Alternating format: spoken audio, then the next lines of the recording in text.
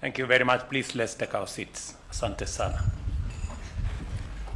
The Cabinet Secretary for Defense, the Chief of Defense Forces, service commanders, senior officers, the Commandant, Defense Forces Recruit Training School, distinguished guests, service commanders of the Kenya Defense Forces, parents, guardians, families, and friends of the graduates, graduating recruits who are standing before me.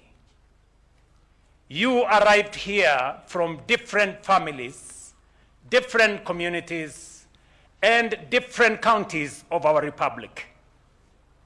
You live today as one force, under one flag, bound by one constitution. That is the first transformation this school performs. It is not the last one your service will demand. From this day, your choices carry weight beyond yourselves. The uniform gives you authority. It also imposes obligations. Serve with courage. Serve with discipline. Serve with restraint.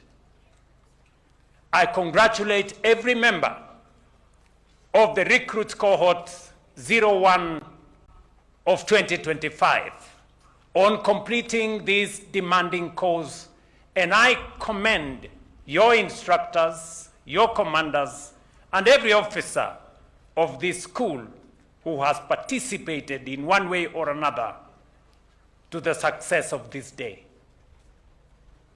But a passing out parade is not where your worth is proven. It is proven later in the character, the judgment, and the professionalism you carry into service. The parents and guardians gathered here, you raised these young Kenyans, you supported them, and you have now entrusted them to the Republic. That is not a small gift. The nation is grateful. Ladies and gentlemen, yesterday, Kenyans began a national conversation about the country we intend to build beyond Vision 2030.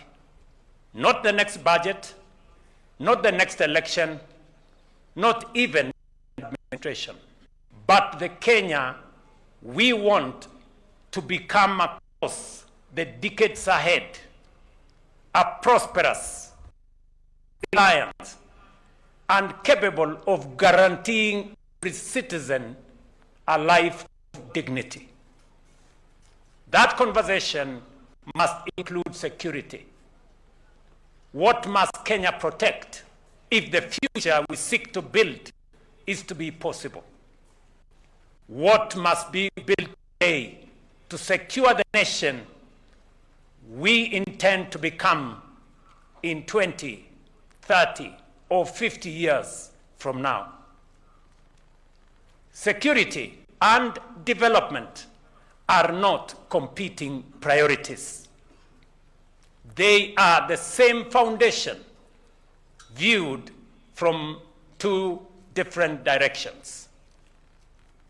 Security enables development.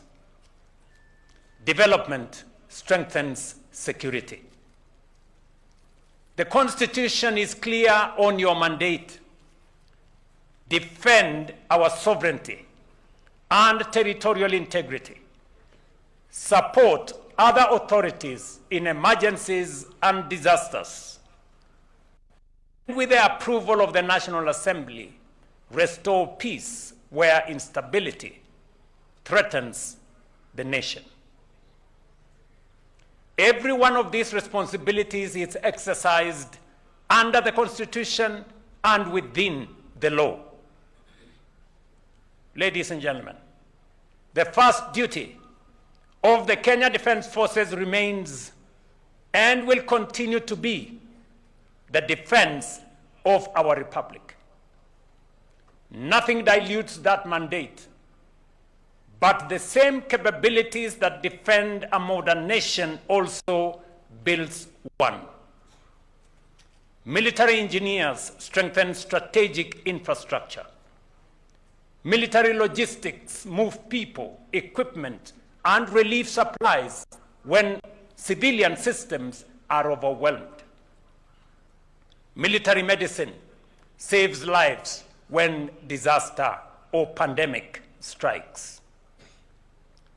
Cyber capability protects both the defense systems that we have and the digital infrastructure in banking, healthcare, transport, and government government now depends on. Maritime capability secures our waters while it grows our trade, our fisheries, and our blue economy. Kenya has already proven this. When the nation needed disciplined execution and engineering delivered under pressure, it has called on the Kenya Defence Forces. Today, KDF engineers support the construction of the Raila Odinga International Stadium at Talanta Sports City and the Bomas International Convention Complex. Through Kenya Shipyard Limited, the Kenya Navy, we are rebuilding our shipping capabilities. For example, MV Uhuru 2, built locally and now moving trade across Lake Victoria, shows how a defense capability becomes an industrial capacity. And through disaster and the response to disaster, medical outreach and support to communities affected by insecurity, that service to Kenya takes many forms. Beyond our borders, our forces have carried Kenya's flag in peace support missions. Regional peace is not charity to our neighbors. It protects our citizens, our trade, and also our future. Kenya must keep building its own modern to national development, grounded in institution and shaped by what our nation actually needs. Distinguished graduates, you enter service as the battlefield itself is changing. An attack may target a server instead of a border post. A drone may fly without a pilot. Artificial intelligence may disrupt systems, distort information, and erode public trust. Climate shocks may displace communities and ignite competition over land and water. A disease outbreak may threaten more lives than an armed adversary. Our food systems, our energy grids, our airports and ports, our data now sit on the same terrain as our borders.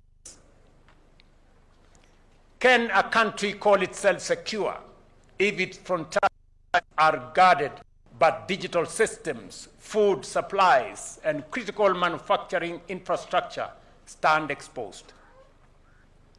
That is the question Kenya must answer as we look past Vision 2030. Not just what we intend to build, but what we intend to protect. So tomorrow's KDF must be as strong in knowledge as it is in courage. as fluent in technology as it is in tactics, as prepared to anticipate danger as it is ready to answer to it. The future soldier must not only be fit, disciplined, and tactically sound, but also technologically literate, intellectually curious, and constitutionally grounded. Your training taught you to obey lawful commands. Your service must now teach you to exercise judgment under pressure, to lead human beings, and to know the difference between lawful authority and abuse. You inherit an institution built by service members and veterans whose courage laid its foundation. Honor them, not only by preserving what they built, but also by preparing for a world they could not have imagined. The government will keep investing in the welfare, the training, and the readiness of KDF. We will strengthen our capabilities in cybersecurity, intelligence, maritime security, and military medicine. And we will ensure that those who serve and the families who stand behind them receive the dignity and the recognition they have earned. To the graduating recruits, today you are force entrusted with defending both Kenya's inheritance and Kenya's possibility. Some of you will guard our borders, our airspace, and our territorial waters. Others will serve as engineers, medics, technicians, peacekeepers, and many more. Wherever you serve, remember, the purpose of national defense is not merely the absence of war. It is the presence of peace, the presence of freedom, and the presence of stability in which a nation fulfills its promise and its purpose. KDF must not simply defend the country Kenya is today. It must secure the country Kenya intends to become. You have been trained to protect our territory. Be ready also to protect our constitutional order, our national unity, and the future of generations you may never live to meet. Serve with courage. Act with discipline. Let the Constitution be your compass. Defend our sovereignty. Protect our people. Secure Kenya's future. May God bless each one of you. May God bless our republic. Thank you very much. Asanteni sana. Heri yenu.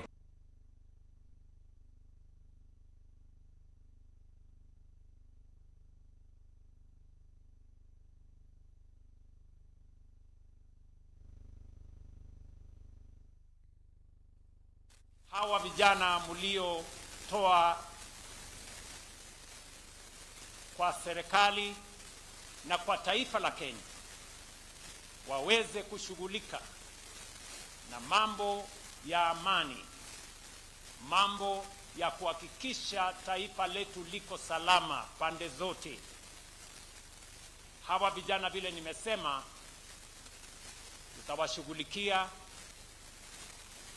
tutawalinda pia, na tutafanya kazi na wao ili taifa letu lipige hatua ya kwenda mbele. Pongezi nyinyi nyote.